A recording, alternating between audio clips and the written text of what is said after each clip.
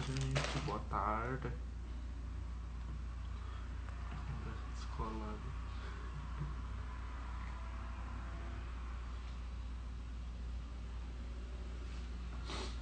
Oi, Rai. Olá, Matheus. Deixa eu pegar em outra cadeira. Phoebe, querida.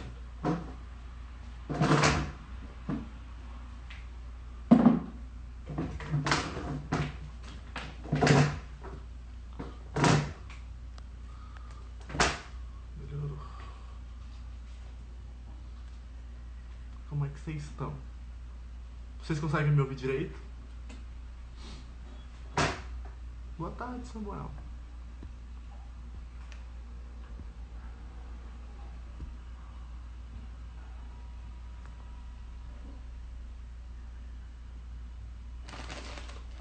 Ah, que ótimo.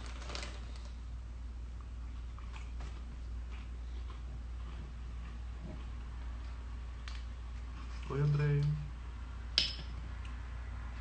Preparar o quê, ó?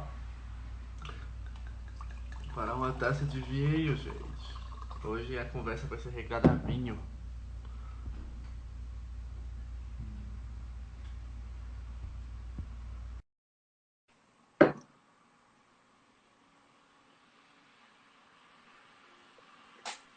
Olá, querido. Olá, tudo Boa bem? noite pra você. Boa noite. Como você está? Tudo bem. Arrumando muito repertório para ler na quarentena. E você? Ah, meu querido, tô na mesma vibe. Mas a diferença é que eu estou dormindo igual um urso panda. Você não tem ideia. Eu Mas aqui tenho é. um problema que eu só tenho aqui em casa um piano digital. Ah, sei Então como é. pensei, eu não consigo estudar, né, fazer muita coisa, mas coisas que eu nunca toquei eu posso pegar, enfim, sair lendo e lendo. Uhum. E o hack? Já consegui ler tudo, não sei como, aliás, sei como, inclusive é uma coisa que nós podemos conversar. Sim. Abaixa um pouco mais essa câmera, porque eu só tô conseguindo isso. É Porque porque parece que. ela não fica parada assim. Porque parece que, tipo, você está É porque você coloca. quase jogando. Ou não, assim fica bom também ou não? Na símbolo a gente fica assim. Pois é. Porque a entrada do fone é por baixo. Então fica de boa, então. Deixa eu ver se eu Sou eu não. consigo uma gambiarra aqui. Desconto. Você queria uma coisa descolada? Nossa, descolado. Quantos anos você tem? Pronto, subiu o 50? banco. Vai, vai ter uma conversa descolada. Estou chocado com isso. Quantos anos você tem? 50? Mas enfim, vamos esperar só um pouquinho, pessoal. Show. Gente, o Vasco Pianista está aqui. Sigo você, tá? Você é incrível. Dietando. E como é que tá essa pandemia aí em Portugal? Tá complicadona? Olha, eu acho que em lugar nenhum, assim, bom não está. Mas Sim. aqui, sobretudo comparado aos outros países da Europa, está muito dentro do possível controlado. Uhum. E eu já não saio de casa, sei lá, um mês ou quase isso. Putz, muita coisa. Pois é. Mas, enfim, eu acho que aos poucos as pessoas vão entrando. Primeiro de tudo, gostaria de agradecer você por ter aceitado o meu convite dessa conversa descolada Imagina, eu que é, agradeço. sobre coisas relacionadas ao piano, que eu acho hiper, mega, ultra importante. Por Sim. isso, eu idealizei essas lives, nessa série de lives, para poder levar informação de pianistas bons, professores bons, informação consistente Sim, sim. para pessoas que não têm tanto contato com isso. E eu acho isso bastante interessante e eu aprendo mais do que as pessoas. É, quando nós conversamos, né, tipo, para poder convidar você para fazer essa série, né, participar dessa série, nós conversamos e falamos, vendo o tema, o que nós poderíamos falar e etc. Sim. E aí você falou sobre técnica pura, preparação de repertório. Técnica, Né? um termo super polêmico. É, polêmico, tipo, e a gente gosta de coisa polêmica. Pois é. E aí, tipo, achei hiper interessante, porque eu, primeiramente, agradecer você, porque você praticamente me deu todas as perguntas. Eu fiquei muito feliz. Mas vamos começar a nossa live com o seguinte, né? O tema dela é técnica pianística, né? Técnica pura. E as estratégias de estudo, coisas que você utiliza para poder preparar o seu repertório. E eu gostaria de saber, primeiramente, o que seria técnica para você? Bom, técnica, além de ser um termo muito polêmico, é muito subjetivo. Se nós formos, por exemplo, ao dicionário, ele vai nos dar muitas definições mais assim formais, digamos. Sim. Mas aqui o que nos interessa é técnica relacionada mesmo ao instrumento, ao piano. E que, tá, gente, tudo que eu estou dizendo aqui é a minha visão, a minha opinião, tá? Isso aqui não é uma verdade absoluta. Mas eu acho que é interessante, o conhecimento é como o dinheiro, né? Não pode ficar parado, tem que estar sempre circulando. Então, eu acho que a técnica é a capacidade, competência e, sobretudo, a habilidade que um pianista tem de realizar de uma forma que seja no mínimo satisfatória tudo aquilo que a obra, que a literatura pianística nos apresenta, né? Enfim. Exemplos, trinados, terças, sextas, oitavas, acordes, arpejos, etc. Escalas. E eu sempre... Ia perguntar alguma coisa? Não. E eu sempre tive muita curiosidade, porque eu acho que nós não podemos encarar as pessoas, sobretudo quando nós estamos falando de arte, como se fossem pães de forma, né? Cada um é absolutamente diferente do outro. Sim. E eu, quando eu comecei a tocar piano de uma maneira mais formal e séria e profissional, eu comecei a estudar, entrei no conservatório da minha cidade. Eu nunca tive, né, e não continuei sem ter durante um bom tempo uma orientação mais sólida nesse sentido, porque eu sempre tive muita facilidade e às vezes nós acabamos nos tornando reféns da nossa própria facilidade. Então, enfim, como eu fui aluno também, quem assistiu a live de ontem da Lígia, eu também passei pelas mãos da senhora Miriam Dalsberg. E foi a primeira vez na vida que eu tive um choque de realidade também em relação ao o que outras pessoas da minha área, o que outros pianistas em outros lugares, em outros cantos do mundo estão fazendo. Sim. Então, uma vez ela disse uma coisa muito engraçada, não quero? Dona Miriam e suas frases, né? Falando dos pianistas que têm muita facilidade, que a cachorrada fica solta, mas às vezes é preciso controlar. Então, voltando ao termo técnica, que para mim também é sinônimo de controle, né? Falando mais especificamente no caso do piano, é um controle do instrumento em todas as suas possibilidades. É um controle da sonoridade que sai do instrumento, é um controle do tempo, ou seja, um controle da articulação, controle musical, enfim, um controle mesmo de tudo que a gente faz enquanto está tocando. Sim, quando nós estávamos conversando, você me falou que passou um determinado tempo, um período, eu acho que foi 2 anos, treinando apenas técnica, nada de repertório. Não foi tanto assim. Ai, não, foram mais ou menos uns 5 meses, 6 meses. Quer dizer, mas isso já é muito para ficar sem tocar repertório, para quem já tinha feito assim, tanta coisa. Então, voltando ao primeiro choque de realidade que eu tive, eu não me lembro agora exatamente que ano foi. Eu já estava há algum tempo com a Miriam Dalsberg. E ela falou assim, vou te mandar para um concurso internacional. Eu falei, ai meu Deus. E eu sempre ouvi, né, e pelo que nós conversávamos, ela tinha sempre o hábito de acompanhar os alunos nos concursos que eles iam fazer.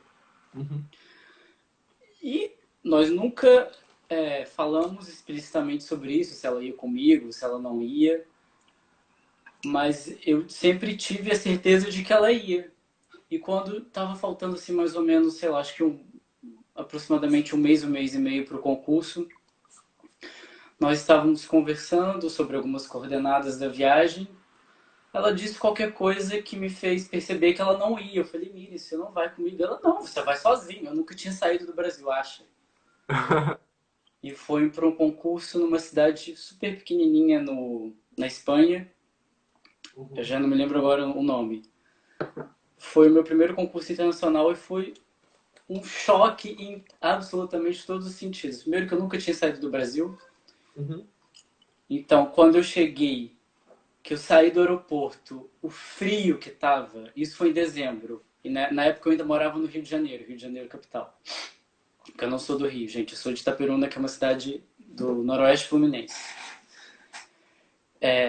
Então, foi o primeiro choque, né? Eu saí do Rio, 40 graus, cheguei lá perto de zero. E depois, o choque foi quando eu cheguei no local do concurso. Eles disponibilizavam salas para o estudo. E eu acho que foi muito mais um intuito de ter uma experiência nova, foi o que a Miriam me disse. Tô te mandando para uma experiência de vida, porque eu sabia que eu não estava suficientemente bem preparado para aquilo, eu já tinha essa consciência. Uhum. Mas mesmo assim, nós achamos que seria muito válido que eu fosse para ter essa experiência mesmo, em todos os aspectos. Sim. Então, eu não passei da primeira prova, realmente não toquei bem. E fiz uma coisa que eu não recomendo a ninguém nunca na vida. Nunca um pianista pode estrear uma peça no concurso. Sobretudo na primeira prova. Eu Caraca. acho que o Sérgio Monteiro estava falando isso. Eu fui estrear naquele frio, as minhas mãos estavam absolutamente quase congelando. Um estudo transcendental de Liszt, número 10. Ah, Antes eu louco. toquei. Antes eu tinha tocado os prelúdios de Scriabin, que até foram bem, correram bem. Mas é um tipo de repertório que eu me sinto muito à vontade. Uhum. Até por aspectos anatômicos, que eu tenho uma mão grande que facilita esse tipo de coisa. Mas o Liszt foi uma catástrofe. Eu até tinha pensado em gravar prova, ainda bem que eu não gravei, porque eu me arrependi de ouvir aquilo. Mas enfim, não me arrependo em nenhum momento, nunca me arrependi de ter ido. Foi uma excelente experiência de vida. Uhum.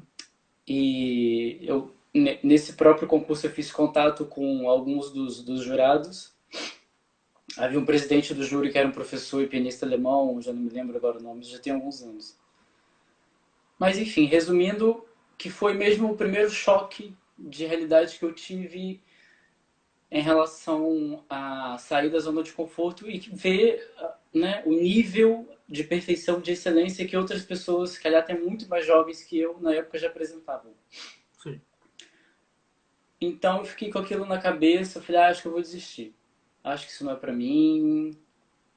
Também um pouco do que a Lígia estava falando antes sobre essa coisa da competição.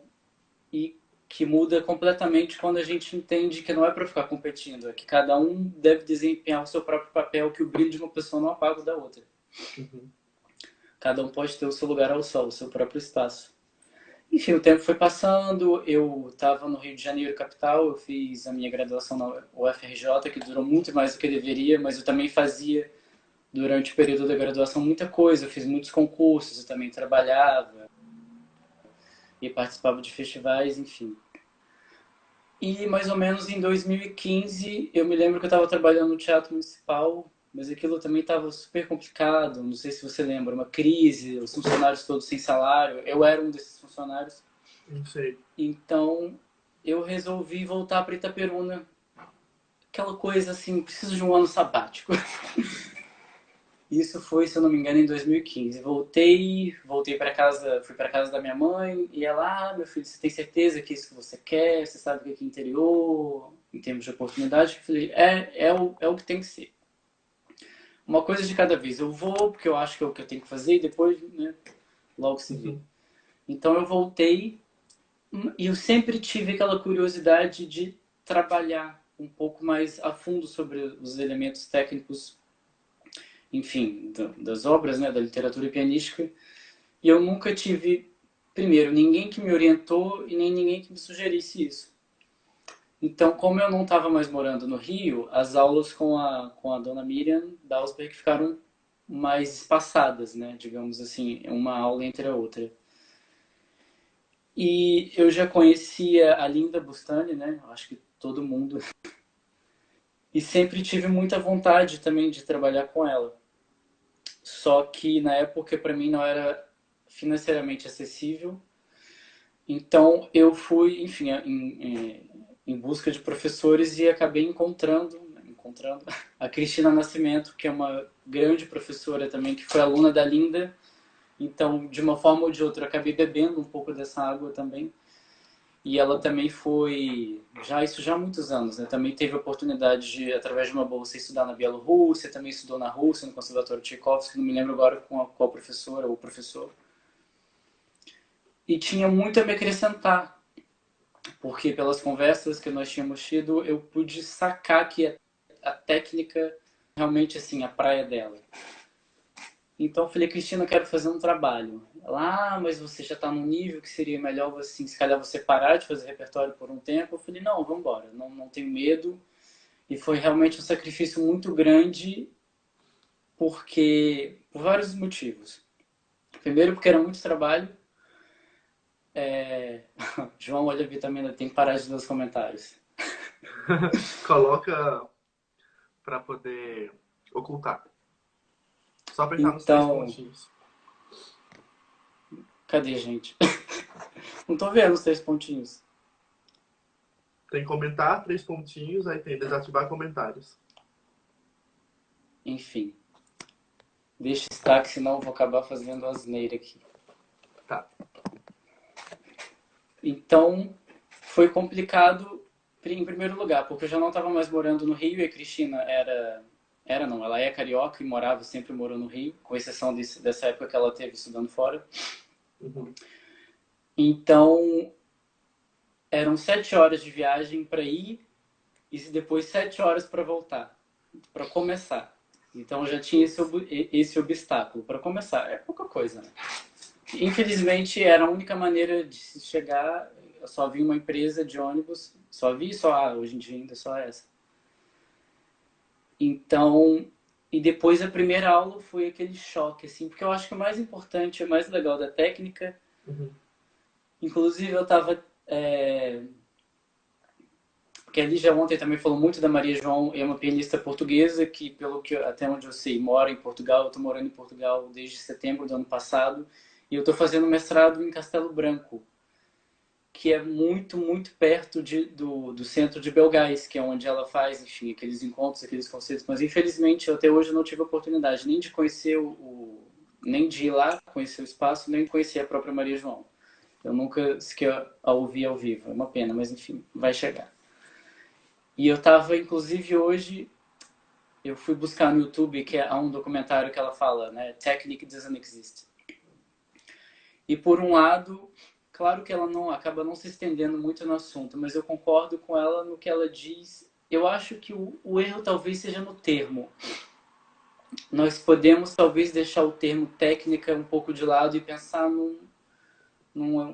como se fosse um aspecto assim, mais muscular. Porque, obviamente, é importante que música seja produzida, que um aluno seja talentoso, né? Um aluno, pianista, um estudante de piano, que ele tenha alguma verdade para dizer, mas também é importante que ele consiga realizar de forma satisfatória tudo aquilo que está na partitura, né? Os trinados, escalas, arpejos. E isso é toda uma parte muscular que está muito envolvida e muita... Infelizmente, a grande maioria dos estudantes não tem essa consciência. Eu mesmo não tinha, né? Nem nunca tinha tido. Então eu falei com a Miriam, que queria tirar esse período para fazer. Eu falei, olha, Miriam, acho que mal não vai fazer. Então, se eu estou tendo tempo, estou tendo oportunidade, estava com um piano em casa, um piano bom, que era um Pleyel super antigo, aquela tecla alta. Infelizmente, hoje em dia, eu adoro esse tipo de piano, não é muito comum de encontrar. Então eu tinha, quer dizer, um piano dentro da minha casa à disposição por estudar quantas horas por dia eu quisesse. E tinha a Cristina, que também tinha horário. Ela poderia até não ter horário, né? Mas por acaso ela tinha. E eu fiz uma coisa muito interessante, estava até vendo aqui no computador hoje, que eu tenho todas as aulas gravadas. Eu fiz questão de gravar absolutamente todas as aulas. Porque eu acho que é um material muito interessante E volto a dizer, não estou aqui dizendo que as pessoas têm que fazer isso, não estou dizendo que essa é a única verdade absoluta. Cada um é cada um.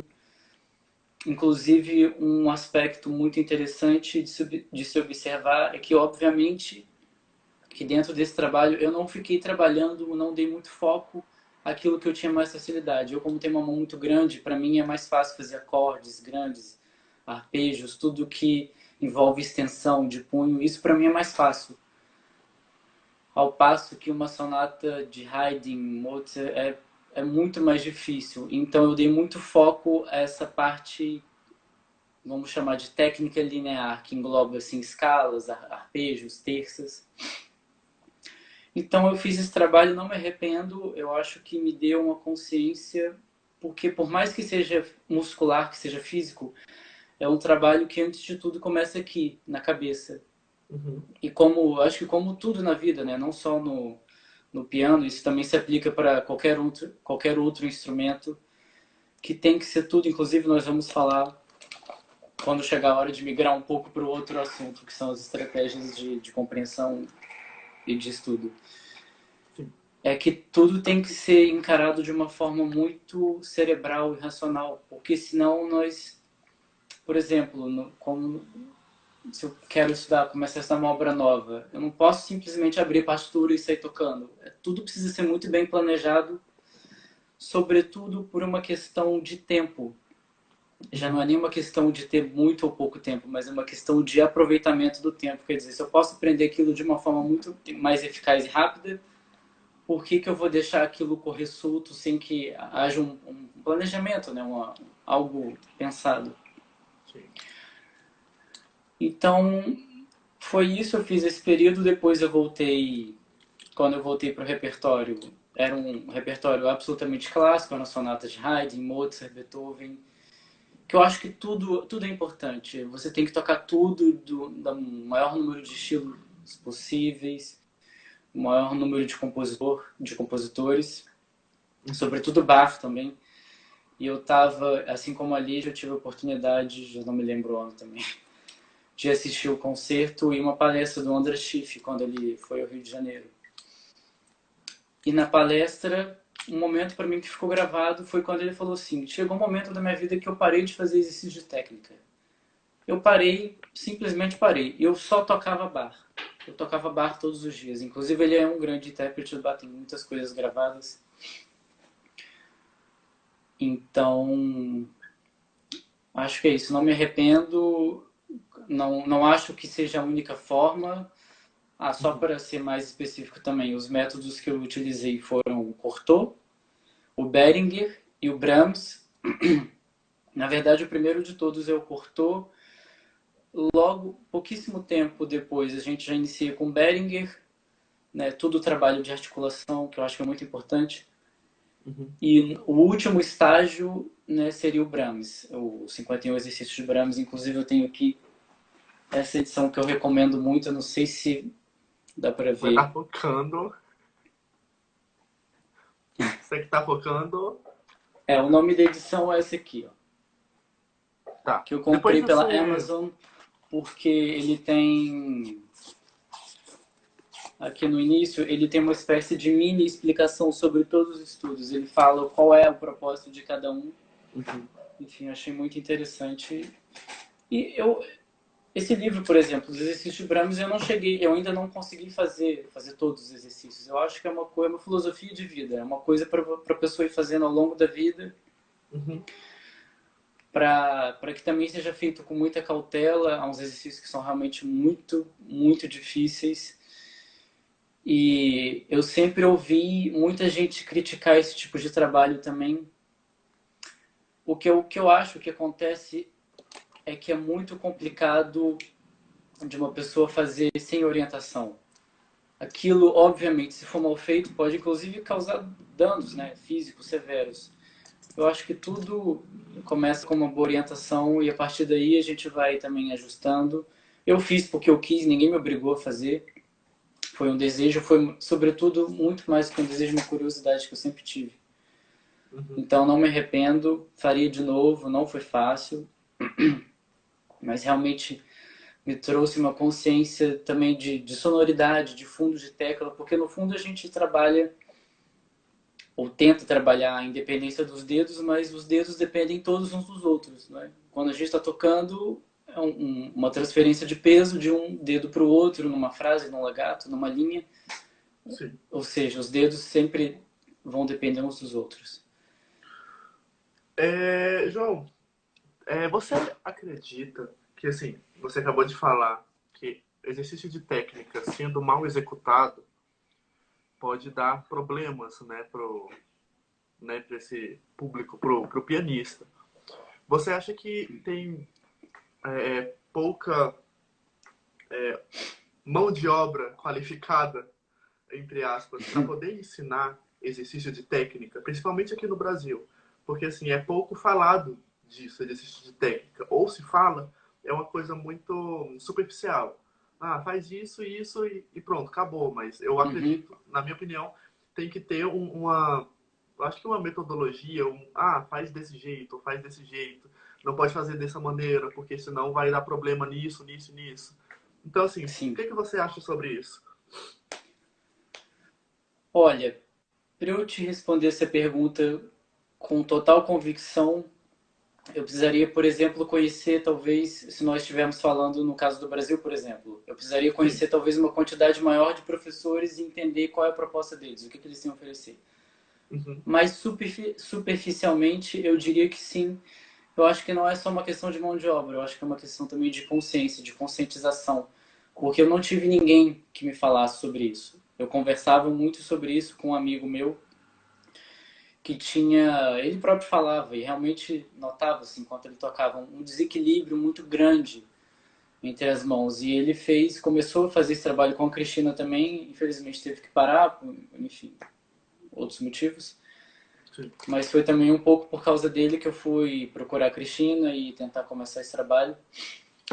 Então, volto a dizer, até se nós deixarmos de lado um pouco o termo técnica e pensarmos mais em trabalho muscular, eu nunca tive um professor que, não vou dizer me obrigasse, uma palavra muito forte, mas que me orientasse, que me induzisse a fazer esse tipo de trabalho. E não a parar, como eu fiz, absolutamente com o repertório, e fazer só aquilo.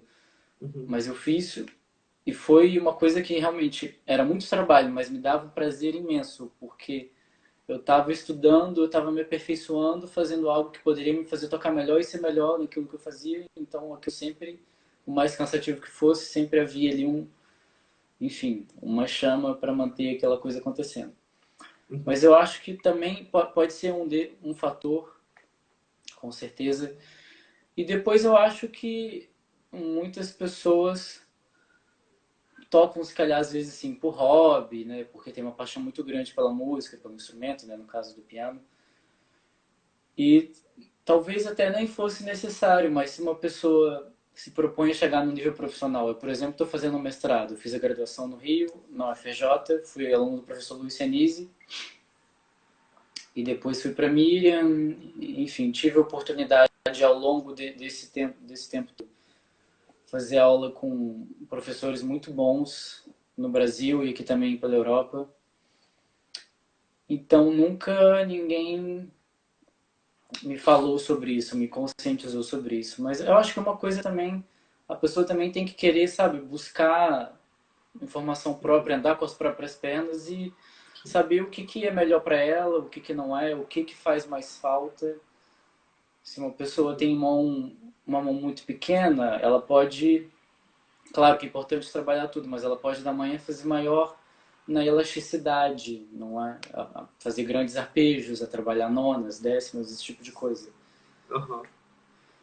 E isso você, com o tempo também eu ia sentindo. A primeira aula foi muito engraçada, porque eu falei, meu Deus, eu não sei tocar piano. Uhum. Ela me passava os exercícios para eu fazer e aquilo assim fritava o meu cérebro, mas depois que eu venci aquilo era uma sensação tão boa Uhum. de capacidade assim, de consciência que eu falei, isso não pode fazer mal. Não.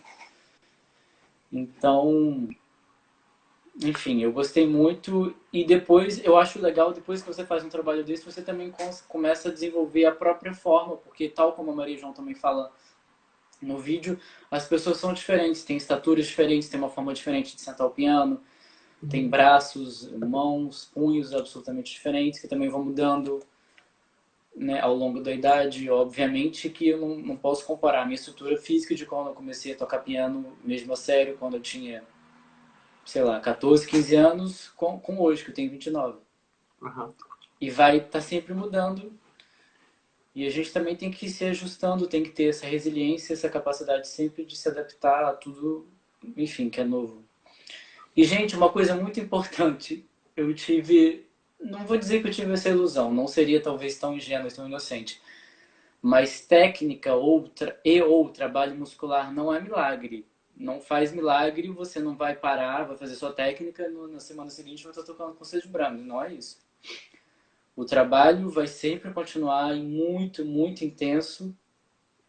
Inclusive, não me deixa esquecer, preciso comentar sobre essas 2 últimas semanas que eu tive aqui, que eu consegui ler por completo o conceito número 3 de Rachmaninoff, mas foi com muita disciplina e com muita estratégia, com muito planejamento e com muito trabalho, mas só para ler as notas. Quer dizer, agora que vai começar mesmo o trabalho, né, enfim, de botar aquilo debaixo dos dedos, Uhum. que é muito Caraca. trabalho. Tudo, e eu acho que tudo para ser bem feito dá trabalho. Para mim não há nada fácil. Um prelude de fuga é muito difícil, uma suíte francesa é muito difícil, um concerto de Tchaikovsky, enfim, Chopin, enfim. Tudo para ser Eu bem vou... feito é difícil. Ainda falando sobre essa a técnica, ou sobre os livros de técnica que você falou que utilizou nesse período Uhum. de 5 meses com a professora, por que você acha que você iniciou primeiro com Cortot, depois Behringer e depois foi para Brahms? Eu Será que acho que tem a uma coisa ordem. Eu linear? acho que Tipo, sim, porque os primeiros exercícios do Cortot são aqueles mais, entre aspas, básicos, que são. Eu acho que todo estudante de piano já deve ter ouvido falar. Estou sem o piano aqui, mas é aquele que você, por exemplo, do Ré, Mi, Fá, Sol, deixa o braço cair sobre as 5 notas, uhum, relaxa, tem que sentir. O relaxamento é sempre importante em tudo, em tudo. Não só para tocar, mas também para estudar e para trabalhar qualquer coisa que seja. Eu acho que para uhum, qualquer instrumento, né? Não só para o piano. E depois você vai fazendo assim, articulando cada dedo. sim. Esse é o clássico, esse é o primeiro que nós fazemos. E é mesmo assim em graus conjuntos. Primeiro Dó, depois Ré, Mi, Fá, Sol e volta. Porque depois Uhum, ele vai variando, você trabalha primeiro o Dó, depois já vai para o Mi, aquilo, né, cria uma terça. sim. Então eu acho que a ordem deve-se mais precisamente a isso, porque o primeiro exercício que é isso, que é justamente com o intuito de, digamos que seria, entre aspas, soltar, né? Ou dar um pouco mais de independência às articulações, ou a cada dedo de uma forma individual. Uhum. E aí você acha que cada livro tem, digamos que um nível a ser, ou então uma ordem, né, para ser melhor falado, uma ordem para ser utilizado. Então, assim, normalmente na minha formação eu não tive é, técnica pura. Então foi Uhum, Czerny, depois Kramer, uhum. Moskowski e estudo de Chopin. Sim, Então, que são, assim, são, são muito bons também. sim, bastante. Mas você acha que essa questão da técnica pura seria interessante ser utilizado antes de iniciar qualquer repertório? Digamos, um mês só de técnica pura ou 2 meses e tal, obviamente dependendo da necessidade do aluno? Eu acho que sim. Eu tive alguns alunos de piano depois desse período que eu fiz com a Cristina Nascimento. Aham, Só que ele já tô, eu acho que só valeria mesmo a pena nesse sentido de começar mesmo antes de tudo, se fosse um aluno mesmo assim que nunca tocou, que nunca teve contato com o instrumento. Vou começar do zero, não sei fazer nada no piano, não sei tocar, quero aprender do zero. Talvez sim, mas de uma forma também, porque eu fiz de uma forma muito rígida, né? Muito séria. Então não seria necessário também fazer, se calhar, todos os exercícios. Eu acho que. E depois também há uns que são muito repetidos. Tanto é que nós não fazemos o livro inteiro. Não se sim. faz o livro inteiro. Com exceção do Brahms, mas também, assim, como eu disse já há pouco, os exercícios são muito difíceis, são feitos ao longo da vida, né? Mas eu acho que pode ser uma forma de abordagem, sim, pode ajudar, sim. Tudo feito com muita paciência. A Cristina usava muito um termo comigo, é paciência chinesa. É assim, completamente zen, você não pode ter isso de ansiedade, de pressa. Eu acho que nunca o ditado do apressado come cru e quente se aplicou tão bem. Uhum. Então, enfim, são conceitos que nós temos que aplicar sempre. Eu, inclusive, às vezes é difícil, porque, por exemplo, com o concerto de Rachmaninoff, foi uma obra que eu sempre tive o sonho de tocar. Uhum. E fico, às vezes, assim, já querendo tocar. Primeiro que não dá, porque no piano digital não dá pra tocar mesmo. Né? Mas volta e meia, assim, eu já me pego tocando, aí depois penso assim, não, tem que segurar, porque é um processo, né? É um processo como se fosse uma marinada. Você pega uma carne, coloca ali os temperos e tampa, e aquilo ali tem que ficar marinando, e cada vez mais os temperos vão entrando, né? E Uhum. com uma obra nova é a mesma coisa, aquilo vai, de certa forma, entrando, né? Você vai conseguindo ter aquilo nas mãos, debaixo dos dedos, Uhum. e vai amadurecendo, e assim. Eu acho que você acabou de fazer um gancho para o próximo tema, que é preparação, né, as estratégias de estudo de uma obra. Uhum. Né? Então, nós vamos deixar as perguntas tanto de técnica pianística quanto de estratégias para o final, porque eu tenho certeza que Beleza. daqui a pouco a live vai cair. Então, Ah, acho que já quando vamos deixar completa para o uma hora final. ela já cai, não é automaticamente. Sim, Acho que é isso. já cai. Então, aí deixa as perguntas para o final. Mas, assim, Ok. obviamente, cada professor de piano, cada pianista tem uma estratégia para poder preparar uma peça.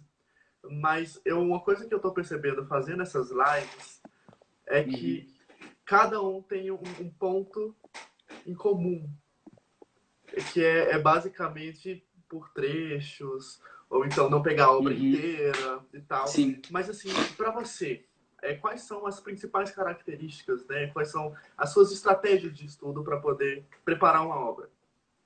Eu acho que, em primeiro lugar, foi uma coisa que eu percebi por experiência própria, que eu acho que talvez pode ser mais interessante para todas as pessoas que estejam eventualmente assistindo a live, mesmo pianistas já profissionais, é que eu, durante a minha vida toda, sempre, quando ia iniciar uma obra nova, era sempre aquela coisa. Uhum. Vou estudar na ordem das páginas. Primeira página 1, 2, 3, 4 e 5, né, sucessivamente. Uhum. Só que, com o passar do tempo, eu comecei a ter experiências de, por exemplo, às vezes eu tinha uma obra toda resolvida e faltava muito pouco para eu conseguir, por exemplo, tocar em público, incluir num recital, numa masterclass, ou num concurso ou algo assim. Mas sempre, eu acho que todo mundo aqui já sentiu isso pelo menos uma vez na vida. Sempre tinha assim um trechinho ou outro. Ai, eu ia tocar essa obra, mas tem um trechinho lá que não está saindo. Então eu queria perguntar, onde é que está escrito que a gente tem que começar a estudar uma obra da página 1 e ir seguindo até a última página? Isso não está em nenhum lugar. É a mesma coisa com se você vai fazer um refogado. Você não pode colocar a cebola e o alho ao mesmo tempo, porque o alho vai queimar e a cebola vai ficar crua. Um Uhum. tem que começar antes do outro. E mesmo começando um antes do outro, vai ter em algum momento os dois vão estar ali juntos. Momento Refogando, né? Masterchef. Exatamente, é o mesmo Masterchef. Então, eu quando comecei a estudar o conceito hack, eu dei uma passada nele todo. E primeira coisa, identificar quais são os trechos, identificar, entre aspas, qual que é a cebola, né, que tem que ir primeiro. Que tem que ficar mais tempo ali para aquilo, enfim, realmente amadurecer. Identifiquei esses trechos todos e já ia, assim, de uma forma muito não ansiosa, muito despretensiosa, superficial, até posso dizer, sentindo assim quais eram as notas, qual era o compasso, qual era a armadura de clave, enfim, quais eram as figuras rítmicas predominantes naquele trecho. Uhum. Enfim, a primeira coisa que eu fiz foi identificar esses trechos todos. Apesar que é tudo difícil, engraçado, porque nesse concerto até o que parece fácil é difícil. É impressionante. E engraçado que quando você está estudando, você está aprendendo, você tem a sensação de que, meu Deus, para que tanta nota? Mas depois, na hora de tocar mesmo, enfim, no dia que eu for tocar o concerto, mas mesmo já tocando alguns trechos que estão mais resolvidos, mais amadurecidos, eu não tenho essa sensação. Parece que cada nota tinha que estar ali, sabe? Sim. É muito engraçado isso. Então, voltando, a primeira coisa que eu fiz, eu estou dando o exemplo desse concerto, gente, porque foi a última obra nova que eu aprendi, que eu li. Então, há momentos em que nós temos que encarar obras desse porte e que ou você se vira, dá um jeito de construir a sua própria forma de planejar as coisas, ou senão aquilo não vai rolar. Porque é muito complexo, é muito difícil, é muita informação. Então, a primeira coisa que eu fiz foi isso. Então, a primeira quebra para mim de protocolo foi essa. Eu não tenho que começar da página 1 e ir até a última página. Eu vou selecionar os trechos mais difíceis primeiro, vou dar uma passada de olho por esses trechos, para quando chegar na página mesmo, porque depois eu vou falar a seguir do planejamento que eu fiz, aquilo não ser uma coisa absolutamente tão nova, eu não perder tanto tempo naquilo, porque eu já sabia que aquilo ia me dar um pouco mais de trabalho. Uhum. Então, a primeira coisa que eu fiz foi isso. E a segunda coisa que é muito infantil até, eu sei que muita gente vai achar infantil, mas tem que ter um caderninho, um papel, uma planilha, um Excel, qualquer coisa, e você colocar aquilo, tem que planejar. Eu fazia, durante o período todo que eu tive aula com a Cristina, a gente tinha um caderninho e ela anotava lá tudo bonitinho. Aí se eu não levasse. E a Miriam também falava muito isso. Tem que ter um caderninho, não adianta. A gente fica assim, isso é muito, sei lá, pré-escolar, né? Isso é muito infantil. Gente, mas não é. Se vocês acharem que o caderninho é muito infantil, pega uma coisa, sei lá, mais tecnológica, pega um bloquinho de notas no celular, ou uma planilha do Excel.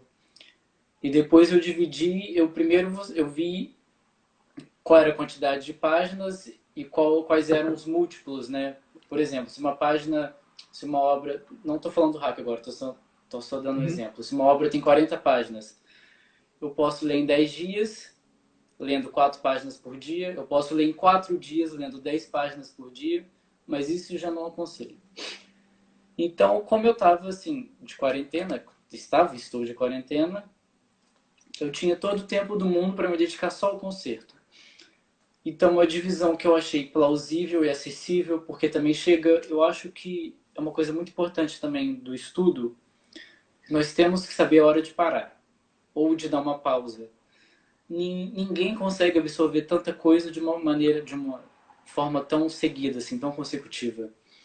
Eu posso dar 9 horas por dia, mas pelo menos assim, estudo 2 horas, paro 10, 15 minutos e depois volto, e depois eu posso sentir necessidade de descansar um pouco mais, ou vou, sei lá, fazer almoço, vou almoçar, esticar as pernas um pouco.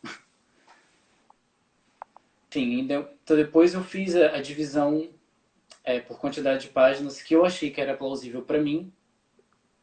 Então, o que é muito importante também é que não existe uma receita de bolo. Eu acho que o aluno também tem que entender qual é a sua limitação e qual é a sua melhor forma de, enfim, de realizar aquele estudo, de aprender aquela obra nova. E eu fui muito metódico. Então, por exemplo, eu lia 4 páginas por dia. Então, vou dar exemplo. No primeiro dia, eu lia a página 1, 2, 3 e 4, fazia uma leitura profunda e super analítica. Tem que ser tudo, a gente não pode ler notas. Tudo que tá ali são linhas, são frases, são blocos, tudo tem um sentido. Então eu fazia uma leitura muito profunda e muito detalhada, de mãos separadas, com as mãos separadas. Depois, né, fazia a primeira vez com uma mão, depois com a outra, depois eu voltava, ia parando nos trechos, ia vendo o que era mais problemático e muito importante, gente, dedilhado. Dedilhado é, se não for uma das primeiras coisas, às vezes a primeira coisa. Os dedilhados e os possíveis arranjos, porque depois que uma obra está concebida é muito difícil trocar dedilhado. Eu, com muita sede, fui com muita sede ao pote. Isso acontece quando a gente vai estudar uma coisa que quer muito tocar. Então, até esses dias eu estava, até eu acho que anteontem, ou até 3 dias atrás no máximo, eu ainda estava lendo coisas no concerto que meu Deus, assim, como é que eu não pensei nisso antes, né? É uma coisa que você muda e aquilo fica assim, outro nível, né? Fica muito mais fácil e às vezes até soa melhor. Então, fazia isso, voltando. Da página 1 a 4, uma leitura muito profunda e com as mãos separadas. E depois, já a seguir, eu lia da página 5 a 8 muito superficialmente. Porque no dia seguinte, qual que era o plano do dia seguinte? Era juntar as mãos das 4 páginas, da página 1 a 4, que eu tinha lido e resolvido as mãos separadamente no dia anterior, e começar a fazer com a página 5 a 8 o que eu tinha feito no dia anterior com as páginas 1 a 4. Uhum. E com isso eu fui construindo. E depois que eu terminei de ler, eu fui fazendo depois uma leitura também, porque sempre tem, eu chamo de faxina, né? Sempre tem uma sujeirinha aqui, outra ali, uma coisa que ficou mal resolvida ou que pode ter passado despercebida pelo cansaço mesmo, né? Sobretudo esse conceito que tem muita nota, enfim, muito bemol, muito sustenido, muita alteração. Mas pronto. Uhum. Então foi dessa forma que eu dividi e agora eu já estou tentando, dentro das minhas limitações, por causa do instrumento, né, que eu só tenho aqui para trabalhar um piano digital. Então, enquanto eu não tiver um piano de verdade, eu Eu vou também falo isso. Piano de verdade. eu vou tentando fazer o máximo de coisas que é possível se fazer num piano digital, Uhum. né? Então, e a Miriam também, a Miriam Dalsberg, utiliza um termo que é muito interessante, nós até estávamos conversando um dia desses, que é colcha de retalho. Aquilo você tem que encarar como se fosse mesmo uma colcha de retalho, você pega um trecho, estuda, não adianta. Vou estudar essa página, estudo a página inteira, depois faço a página inteira de novo, não adianta. Você não vai absorver, vai sempre ficar algum buraco no meio de alguma coisa ali. E uma coisa que eu acho muito interessante estudar é tudo aquilo que pode passar despercebido, tudo aquilo que pode fugir do nosso controle, que são o quê? Os tempos fracos. Uhum. E a minha professora atualmente aqui em Portugal é Luísa Tender, que foi aluna do Margulis. E ele era muito amigo da Marta, então ela já falou que incontáveis vezes ela chegava na casa dele para ter aula e estava lá a Marta estudando. Né? E é muito Caramba. engraçado, porque esses grandes pianistas, a gente, quando olha para uma performance, a gente é muito difícil acreditar que eles estudam às vezes 8, 9, 10 horas por dia. É quase como se já nascesse daquela forma, já nascesse com as músicas todas aprendidas e resolvidas, né? Mas não, eles estudam muito. A Marta estuda muito, pelo que eu já ouvi de pessoas que já a conheceram e que a conhecem. Então, ela me passou. É uma coisa absolutamente simples, é muito simples, mas quando a minha professora, a Luísa Tender, me disse que ouviu a Marta estudando daquela forma, eu, caramba, assim, abre um leque, né, de possibilidades, até porque depois que você aprende uma forma de estudar, você Uhum. também pode ir desenvolvendo a sua própria forma, né? Aprendi a base, digamos assim, depois posso ir modificando alguma coisa, acrescentando outras coisas. Então, era todas as vezes que nós temos, por exemplo, um desenho métrico, seja ele de tercinas, ou seja, assim, de semicolcheias, né? Pode ser de 3 semicolcheias ou de 4 semicolcheias, é sempre estudar duplicando, triplicando ou até mesmo quadriplicando a última nota do grupo. Porque é sempre o que tende a fugir do nosso controle, são os tempos fracos. Os Uhum. finalzinhos de frase, aquela, por exemplo, aquela quem conhece, por exemplo, o concerto Tchaikovsky, vamos pensar no concerto Tchaikovsky, foi a primeira coisa que me veio à mente agora. O terceiro movimento, aquele trechinho lá do final, sabe? Que tem aquela passagem rápida das semicolcheias em uníssono. Ah, tá.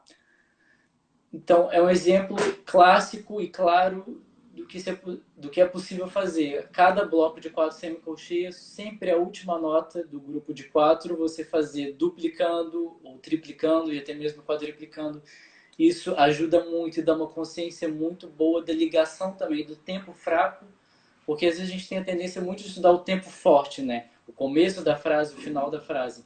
Mas o, digamos, recheio que está ali no meio acaba ficando um pouco negligenciado às vezes. Então eu acho muito Não. importante Olha, eu já falei muito, já me perdi aqui na pergunta. Você tinha perguntado Menino, aqui é assim sobre mesmo. as estratégias dos. Já falei várias, né? Porque são Sim. tantas. Enfim, talvez Mas, uma próxima pergunta. sim. Mas assim, você ainda utiliza a questão da variação rítmica para poder preparar suas peças? Muito. A variação rítmica é uma coisa que o Nelson também, pelo que eu sei, adora. Para ele, gente, variação rítmica é tudo.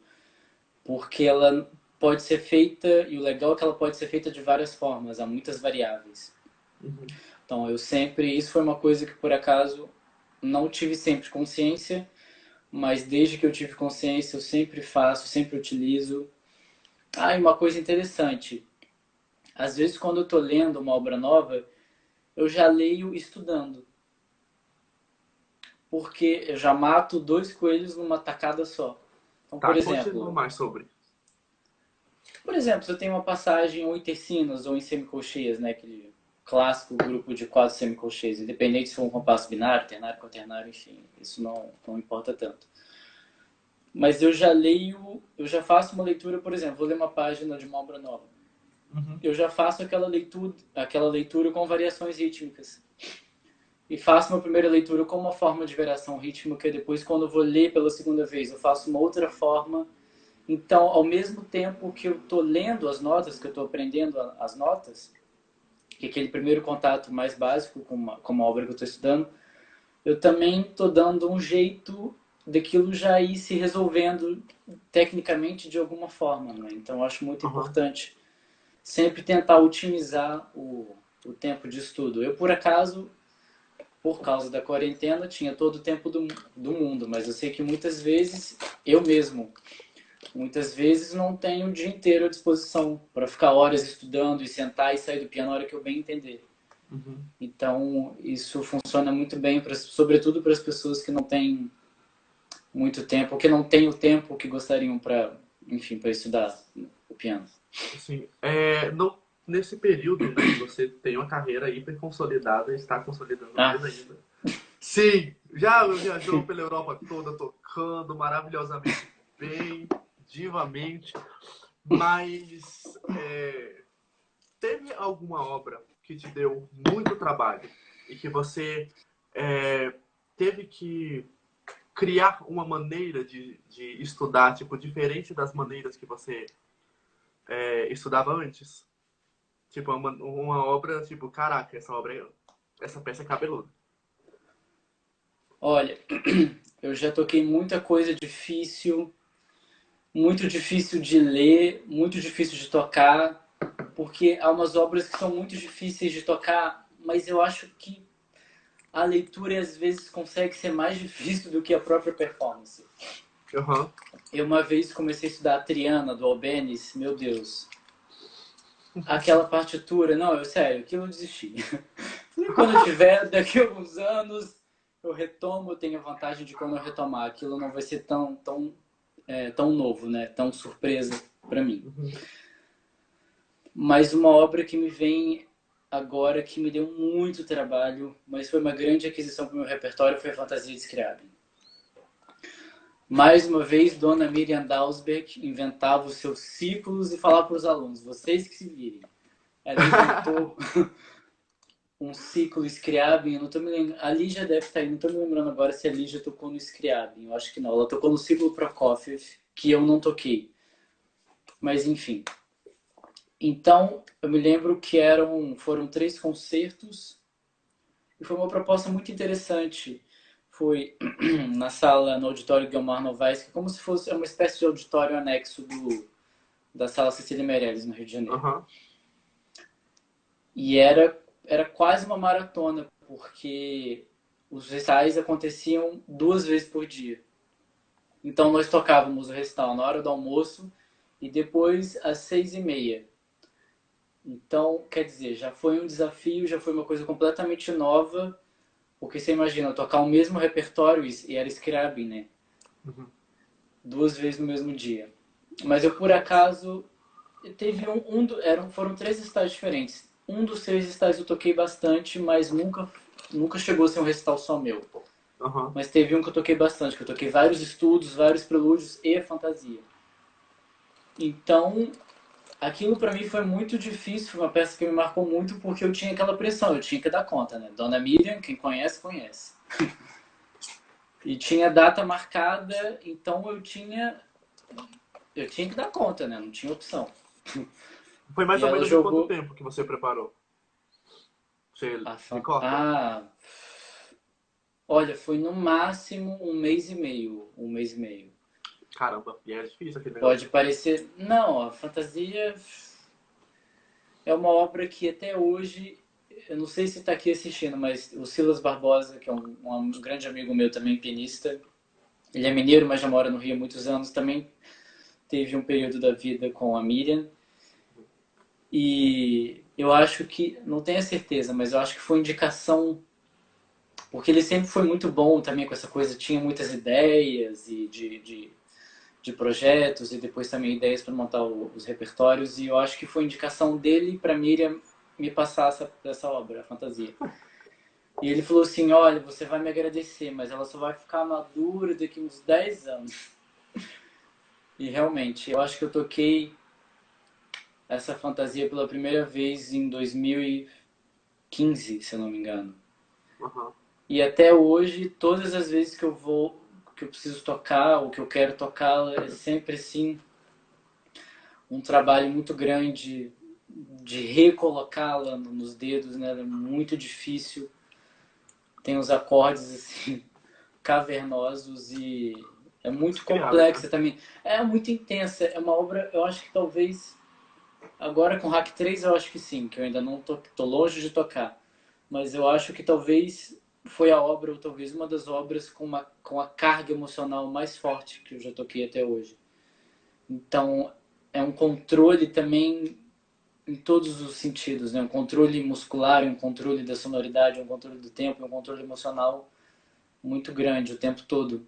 E a Miriam sempre falava uma coisa muito interessante, como era, que é a emoção inteligente, né? A emoção é importante, mas ela tem que ser inteligente, na medida do possível, Aham. porque não pode ser aquela emoção, ah, emocionei, vai tudo escada abaixo, né? Ah, está errando tudo, está esbarrando tudo. É importante que tenha emoção, com um pouco, vamos um pouco para aquilo que ele já estava falando ontem, né? Sobre a transcendência na hora durante a performance, né? Então é muito importante, mas é importante também que seja de uma forma controlada. Enfim, é muito difícil, é muito complexo. Eu acho que de todas as obras que eu estudei até hoje, foi o que mais me deu trabalho em termos de proporção, né? Sim. Que me deu igualmente trabalho em todos os aspectos. Porque Scriabin também ele é muito carregado de emoção, né? E ainda tem a questão técnica que é difícil pra caralho. Opa, desculpa Sim, aí. e a escrita dele é muito assim. É aquele tipo de coisa que você fica, assim, às vezes, assim, um compasso. Até postei um story esses dias que eu coloquei assim a legenda. Eu acho que eu nunca fiquei tanto tempo na minha vida para resolver um compasso, mas eu acho que tinha Era. ficado assim. Foi. Era um Era trecho da do fantasia? concerto não, era um Ah, trecho do concerto do Hack. Porque aquilo depois você nunca sabe o que vai ser realmente bom, porque supostamente nós devemos estudar devagar, obviamente, sobretudo quando está no início. uhum. Mas uma coisa que eu sempre fico me perguntando, eu não tenho uma resposta para isso, mas eu acho legal trazer reflexão. Porque às vezes a gente resolve aquilo de uma certa maneira devagar, mas às vezes no andamento real aquilo não funciona. Então é uma falsa ilusão.